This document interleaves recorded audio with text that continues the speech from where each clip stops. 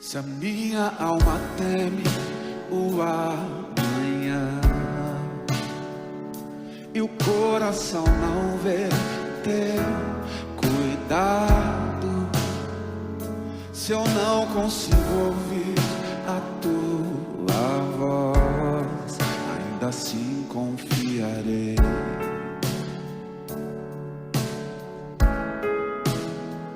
Confiarei.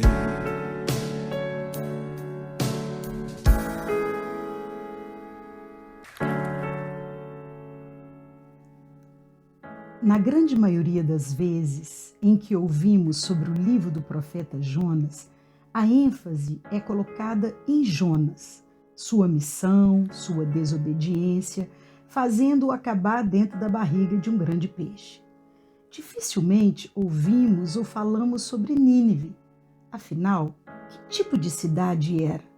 Qual o pecado daquele povo que fez Deus convocar um profeta hebreu e levá-lo a um outro povo para anunciar a mensagem de Deus, indignado com a sua maldade, a ponto de dizer: não posso mais ignorar a sua maldade. Muito a contragosto, o profeta anuncia o juízo de Deus àquele povo pagão, dizendo: daqui a 40 dias Nínive será destruída. Mas, o que sabemos de Nínive? Uma das maiores cidades do mundo antigo, capital do domínio assírio, uma cidade pagã, fortaleza de glória e um grande centro de crime e violência, também chamada de cidade ensanguentada. O profeta Naum fornece detalhes da maldade e violência praticada pelos moradores de Nínive em Naum 3:1, dizendo: assassinatos, roubos, mentira, adultério, feitiçarias. Sofonias declara que por causa do orgulho da cidade, Deus fará de Nínive uma desolação, em Sofonias 2, 13 e 15. Mas Deus lembrou-se dela. Deus se revela aos habitantes de Nínive de uma maneira inconfundível, a fim de levá-los ao arrependimento. E deu certo. Do rei aos moradores, nobres ou mais simples, todos jejuaram, oraram e se converteram. Isso nos leva a crer que Deus não faz acepção de povos ou pessoas. Ainda hoje, a mensagem da cruz nos revela seu amor e graça. Contudo, isso exige um processo de conversão, aonde deixamos o mau caminho, também chamado de pecado, como errar a rota, e pegarmos o caminho de volta, o caminho da verdade e da vida. Jesus faz 3 menções a essa história de Jonas, e eu acho importante conferi-las. Eu vou citar uma delas em que Jesus usa essa história para descrever o que lhe aconteceria, sua morte, sepultamento e ressurreição em 3 dias. Ainda hoje, precisamos urgente de nos arrependermos do mal que temos feito, mal esse que cresce a cada dia em todo o mundo. Reflexo do cumprimento de uma palavra descrita em Mateus 24:12, e por se multiplicar a iniquidade, o amor de muitos esfriará. Precisamos nos voltar a Deus, amados. Precisamos nos voltar a Ele com coração puro, levantarmos um altar de adoração em cada lar, nos arrependermos. Só assim a terra será curada. Eu sei que o meu Redentor vive e que se levantará sobre a terra. Oh, a tua bondade. Arrependimento e cura. Meus desertos. Esse é o tema do programa Buscando Jesus dessa semana.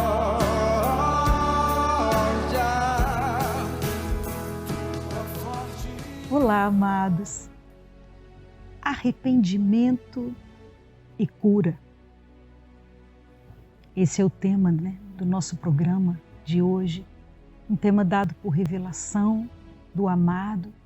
E quando a gente vem falar de arrependimento, de pecado, de iniquidade, eu sei que tem que ser feito pelo Espírito Santo, porque a mensagem é pregada segundo o desejo do amado, mas é no trabalho do Espírito Santo, depois de ouvirmos, que nós vamos tomando consciência da veracidade desta palavra e da urgente necessidade de arrependimento.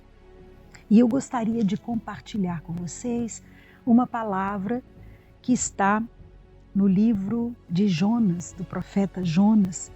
E eu só vou ler um versículo que está no capítulo 1, quando o Senhor, eu estou lendo a Bíblia, a mensagem, diz para Jonas assim: ande, vá correndo para a grande cidade de Nínive e anuncia o meu julgamento contra ela, pois não posso mais ignorar a sua maldade.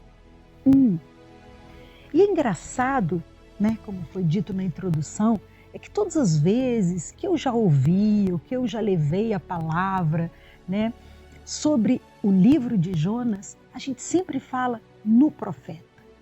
A gente sempre fala no profeta, no comportamento dele, na desobediência, em que ele recebe a mensagem, mas ele não quer ir proclamar essa mensagem. E a gente normalmente nunca fala de Nínive. Mas depois dessa revelação dada na semana passada, no momento em que eu orava, e eu orava por um propósito e orei durante a semana por este propósito. Mas semana passada, tomada pelo Espírito Santo, na hora que eu fui orar, eu falei: Senhor, impossível. É impossível que eu ore por um propósito meu. Quando eu estou aqui, ainda que de madrugada, eu vou me levantar e eu posso dormir de novo. Agora, existem médicos, existem enfermeiros, existem pessoas que não podem dormir, que estão agora dando plantão, estão ajudando a cuidar de vidas, e existem vidas que têm o desejo de respirar e serem curadas. E quando esta oração veio, diferente de tudo aquilo, de todos os propósitos quais eu estava orando naquele determinado momento, todas as madrugadas, o Senhor começa a me falar. E Ele começou a falar no Salmo 130, que em nome de Jesus ainda vamos falar sobre ele, né? Uma outra oportunidade. E esse Salmo, que eu já havia lido, ele tem uma conotação de perdão, da necessidade, ou seja, no meio de tribulações, no meio de conflitos, né, de adversidades, se nós formos orar baseados, se a gente merece ou não, não rola, porque não merecemos. Nós somos cheios de pecados. Gente, eu sei que é ruim quando a gente fala a palavra pecado, mas sabe o que é pecado? Pecado é errar a rota. Sabe, você errou a rota. Se a gente tivesse um GPS ligado, e a gente tem quando recebe o Espírito Santo, aí você errou a rota. Então a conversão nada mais é que largar aquele caminho de pecado e ir para o caminho que o Senhor tem proposto na nossa vida. Agora, a iniquidade, ela é pior, porque o pecado você ainda tem noção do erro. A iniquidade, você transgride, e isso se torna quase que comum, porque você não consegue sentir remorso, você não consegue ter o seu coração, pesado, completamente diferente de quando a gente faz coisas e a gente passa a fazê-las.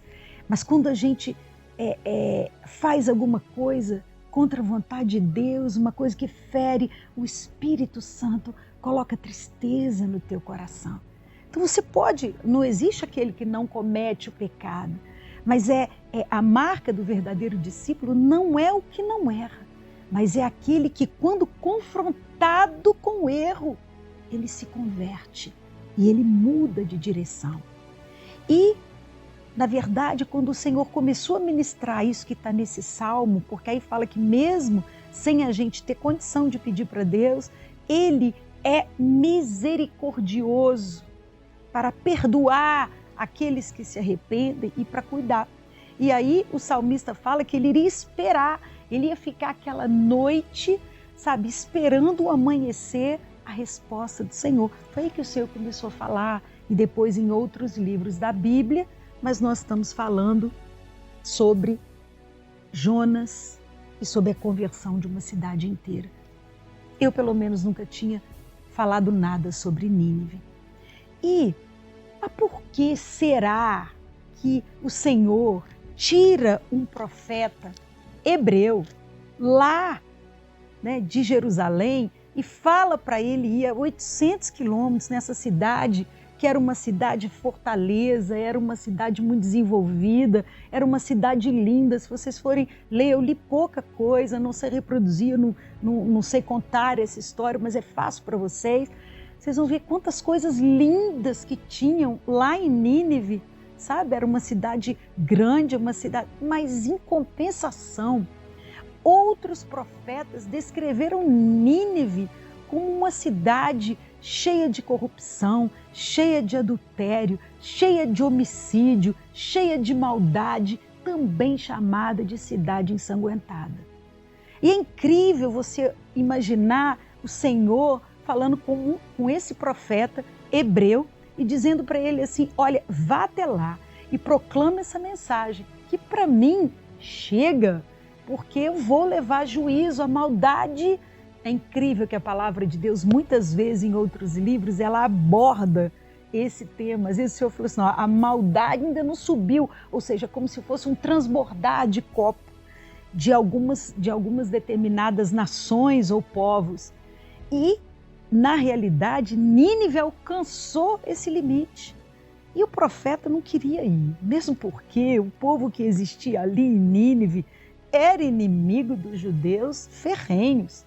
Então, ele não queria ir. Aí vocês conhecem a história do mar, da tempestade, ele é jogado, né, no mar, e aí ele é engolido por um grande peixe. Lá no ventre do peixe, ele ora, e aí ele ora e o peixe, vamos dizer, vomita ele das entranhas em Tarsis, em Nínive. Ele era para ter ido para Nínive, foi para Tarsis, que era o oposto, e o peixe deixa ele lá. E se você olhar essa história, né, assim, né, como história, sem o Espírito Santo, vai falar: nossa, que doideira. Mas, na verdade, todas as histórias da Bíblia têm um contexto. E é incrível, porque um não contradiz o outro. O nosso Deus, ele continua se sentindo, ele é um Deus de bondade, de amor. Então a maldade sobe às narinas de Deus como uma coisa muito ruim. Os homicídios, o egoísmo, o interesse próprio, o orgulho. Nínive era uma cidade muito orgulhosa.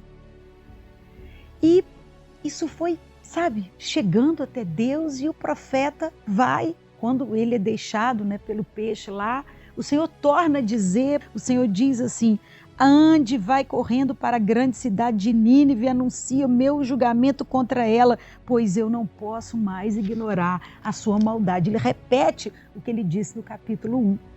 E Jonas vai pregando. Durante 3 dias, Jonas vai e prega naquela cidade, uma cidade relativamente grande, falando que a destruição iria vir sobre Nínive. E eu queria imaginar, existe um profeta americano que está no Brasil, eu só tomei conhecimento por uma amiga muito amada. Patrícia, se você estiver me ouvindo, Deus continue te abençoando e te usando poderosamente.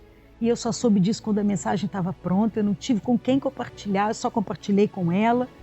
E ela me falou desse profeta, que ele tem andado no mundo inteiro, às vezes ele veste pano de saco e ele vai e ele proclama arrependimento, a necessidade urgente de um arrependimento mundial das pessoas, né? Dos povos e nações. Mas em termos de Brasil, coincidentemente, nós vimos vários líderes evangélicos convocando o povo evangélico para um jejum. Só que esse jejum foi chamado, né, esses líderes evangélicos de mega igrejas, junto com o presidente, né, nosso presidente, mas é um jejum de paz e de prosperidade. E, na verdade, o jejum que Deus tem pedido, perdão, né, o jejum e as orações são pelo arrependimento. E por que cura? Porque o arrependimento traz cura. O arrependimento traz mudança de atitude e, consequentemente, cura. E eu gostaria de ter tempo para contar como cada coisa dessa foi falada. Se vocês voltarem em todos os programas Buscando Jesus, dificilmente eu falo nesse tema, exatamente porque ele precisa ser revelado pelo Espírito e encharcado por ele durante a proclamação da mensagem, a fim de que aquele que ouça possa entender. Porque se a gente fala de coragem, se a gente fala da graça de Deus, é fácil. E se a gente fala, olha, você precisa rever os seus conceitos. Você precisa ver se as coisas, se o seu tempo não tem sido gasto só com você mesmo, com as suas vaidades, se você não tem alimentado sempre todos os seus desejos e se orgulhando disso tudo, da sua grandeza, é muito terrível, é muito ruim. Deus não gosta disso. Deus nos dá presentes o tempo inteiro. É como o ar. Hoje a gente ora pedindo para o Senhor soprar mais uma vez sobre as narinas, mas quantas vezes nós tivemos esse ar e nós nem agradecemos? Estou falando de mim. Senhor, obrigado pelo ar, pelo vento, obrigado por esse amanhecer. A gente via sempre o que faltava. Mas eu vou voltar para Nínive, para a proclamação. Quando Jonas começa a falar sobre esse arrependimento, diferente, por exemplo, desse profeta, né, que a minha amiga mostrou, que ele está passando nas ruas, ele está lá no Pelourinho, ele está falando, e as pessoas vão olhando assim para ele, sabe? Nossa, tipo assim, nossa, quem é esse cara? Doideira. Falando de arrependimento. Ele vai falando e a mulher dele vai traduzindo. Falando de arrependimento, falando que o senhor quer isso. Diferente de uma atitude estéril, ou de uma atitude crítica de quem recebia esta mensagem, e muitos deveriam ter recebido, a de João Batista também, né? Convertei-vos, raça de víboras. Outros tantos se convertiam.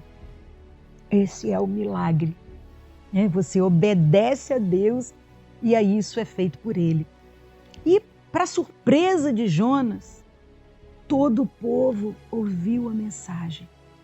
Ouviu a mensagem dada pelo Eterno, através do mensageiro, o profeta Jonas.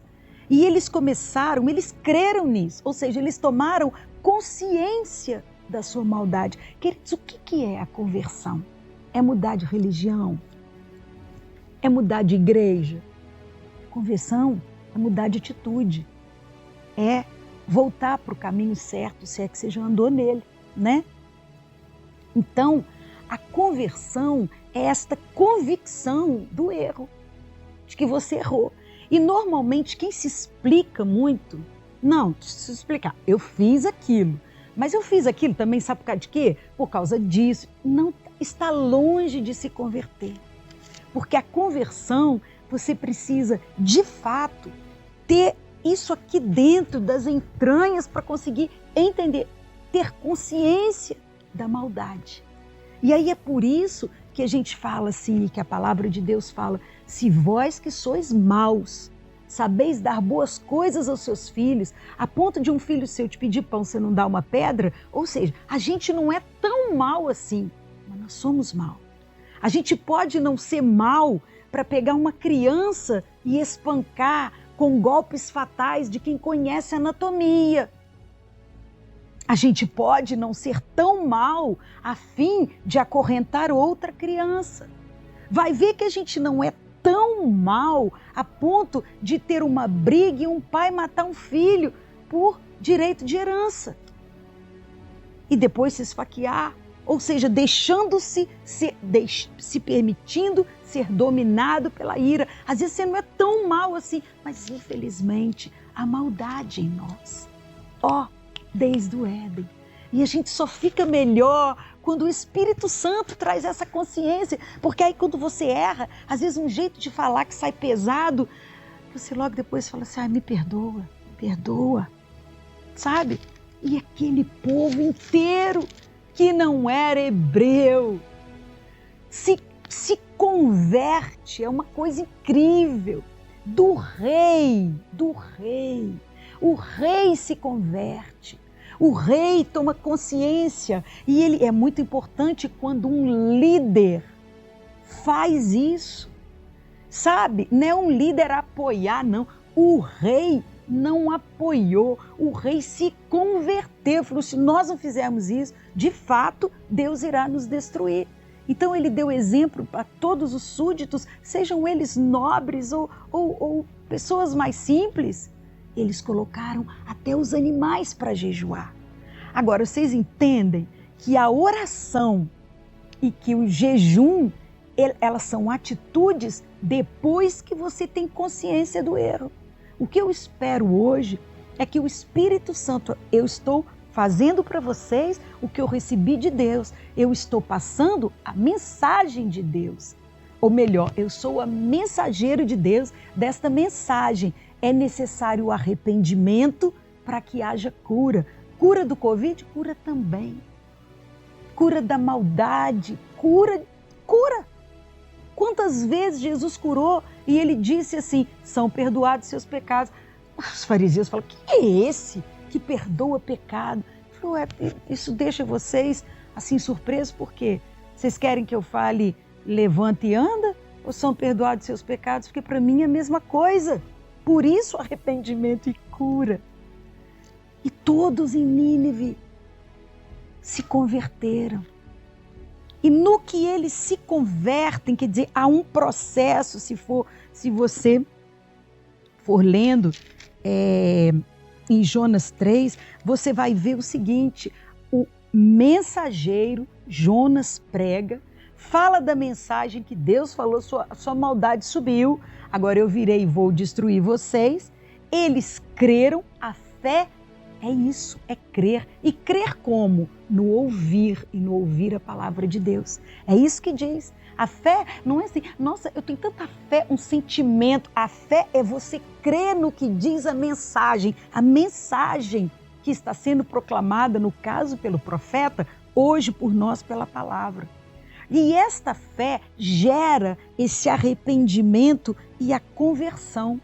Porque se você creu, você entende então que você, se Deus for julgar, exatamente como no Salmo 130, você não tem esperança, sabe? Se ele fosse olhar, se fosse um Deus parecido com a gente, não ia ter perdão. Ele é bom e ele é misericordioso. Aleluia! E ele ouve e ele sabe quem se arrependeu de verdade. Ah, ele sabe. Talvez a gente possa enganar qualquer um, mas não o Senhor. E eu falo, a gente nunca engana por muito tempo, não é verdade? Por causa dos frutos. Mas vamos continuar. E aí esse povo que creu e que esperava então o julgamento, falou, nós podemos mudar isso. E como que nós vamos mudar? Se agora a gente já está convencido da nossa maldade. Eles oraram e eles jejuaram. Então vocês entenderam a sequência? Você ouve a mensagem dada pelo mensageiro, a mensagem é de Cristo. Você então, pelo poder do Espírito Santo, se converte, você crê pela fé e se arrepende. E aí você toma consciência da sua maldade, você fala, gente, é incrível. Por quê, queridos? Porque aí os seus olhos são abertos, os seus olhos espirituais, eles são abertos, aleluia. As escamas caem dos olhos. E você começa a ver com aquele olhar, com a ótica do Espírito Santo. Oh, Jesus Cristo! E aí você ora, e aí você chora, você jejua, você se derrama aos pés do Senhor. E aí o Senhor faz o quê? Ele é misericordioso. E aí diz a palavra, o Deus dá uma resposta depois que eles oram. O Senhor que viu o pecado e que pediu que o mensageiro Jonas fossem levar a mensagem de destruição, é o mesmo Deus que viu a conversão dos ninivitas. Aleluia! Ele viu um arrependimento sincero. E aí, ele ouve dos céus o clamor dos homens, o arrependimento, recebe o jejum, as orações e não destrói Nínive, porque Ele é misericordioso, já naquela época, e não só para o povo hebreu, mas também, porque ainda não tinha Jesus, mas também para todos aqueles que crescem, porque essa é a natureza dele, e ele não pode negar a natureza de amor. Assim como ele viu a escrava Agar, quando estava indo pelo deserto, depois de contrariar Sara e de ir embora com seu filho Ismael, o Senhor a viu. Deus é o Deus que vê. Ele vê a nossa necessidade, mas Ele vê o nosso arrependimento. Mas Ele também vê a maldade do coração. E a maldade está subindo diante do Senhor com um cheiro ruim. Não como as orações e adoração que nós falamos semana passada, que sobem como aroma suave. A maldade está subindo com um fétido cheiro de dor, de egoísmo. Há uma rivalidade em tudo, mesmo quando o objetivo é que pessoas sejam curadas. Há uma mistura de interesses, há um jogo político, há um rolo nessa história. E o Senhor quer que nós arrependamos, amado. Ele usou Jonas, porque se não fosse Jonas, quem iria levar a mensagem do Senhor? Eu estava orando por um propósito e hoje eu estou aqui levando esta mensagem para você da mesma forma que eu recebi do Senhor. Não que essa mensagem tenha sido para você e não para mim, ela é para mim também, porque a partir desse dia eu peço perdão pelos meus erros, pelos erros da minha família, para que o altar seja reerguido de novo em cada lar que tem transgredido. E também peço perdão me colocando na brecha pelos pecados de um povo, apesar de ser pequenininha. Eu sou muito pequenininha, mas se você fizer isto e o outro fizer e o outro fizer, imagina como luzes serão acesas e como as nossas orações subirão diante de Deus. E aí, queridos, Ele nos visitará com graça, porque Ele não pode negar a nossa natureza. Para que a mensagem seja proclamada, é necessário um mensageiro. É claro que tem que ter uma mensagem dada pelo Espírito Santo e ter um mensageiro para proclamá-la. Assim como Jonas proclamou, eu estou proclamando para os que me ouvirem, você também proclamará. E esta é a convicção de Deus, convocação de Deus, me perdoem. A palavra diz assim em Romanos 10, 11, 12, 13. Todo aquele que invocar o nome do Senhor será salvo. Mas como, porém, invocarão aquele em quem não creram? Porque você só invoca depois que você crê. E como crerão naquele de quem nada ouviram? E como ouvirão se não há quem pregue? E como pregarão se não forem enviados? Aleluia! Se o Senhor, pela graça, me envia hoje, assim como Ele enviou Jonas, que não entendeu muito esse processo, houve um tratamento com Jonas também. O Senhor quer enviar você. E eu te peço em nome de Jesus, compartilhem esta mensagem. Ela foi revelada. Compartilhem esta mensagem. Compartilhe, se você puder compartilhar o vídeo, amém. Muito obrigada. Glória a Deus. Agora, se você quiser compartilhar a revelação com seus irmãos, com a sua família, dentro da sua igreja, dentro da sua comunidade, faça-o para a glória de Deus, não para a minha. Eu não preciso. Eu só preciso me arrepender e me converter dos maus caminhos. Porque se a gente se arrepende, se o meu povo, que se clama pelo meu nome, se humilhar, orar e me buscar, e se converter dos maus caminhos, eu sou o Senhor que saro. Eu sou o Senhor que vou ouvir do céu as suas orações e perdoar os seus pecados. E tanto faz perdoar os pecados como derramar cura sobre a terra. O que Ele vai fazer? Não nos compete questionar. Jonas questionou e recalcitrou. Depois cedeu. Se alguns pensam, mas não adianta, isso é o fim dos tempos. E verdade, é o fim dos tempos. Porque isso tudo começou a acontecer. Porque a palavra de Deus já disse, por aumentar a iniquidade, o amor se esfriaria. Nós estamos vivendo já esses tempos. Mas, se vai acontecer ou não, se Deus pode derramar cura e se Ele já deu a mensagem, por que a gente não obedece? Não é verdade? Eu quero orar. Meu amado, eis aí a sua mensagem. E eu, como uma mensageira pequenininha, digo sim e amém para a tua palavra. E proclamo ela aqui para os meus irmãos que estão me ouvindo.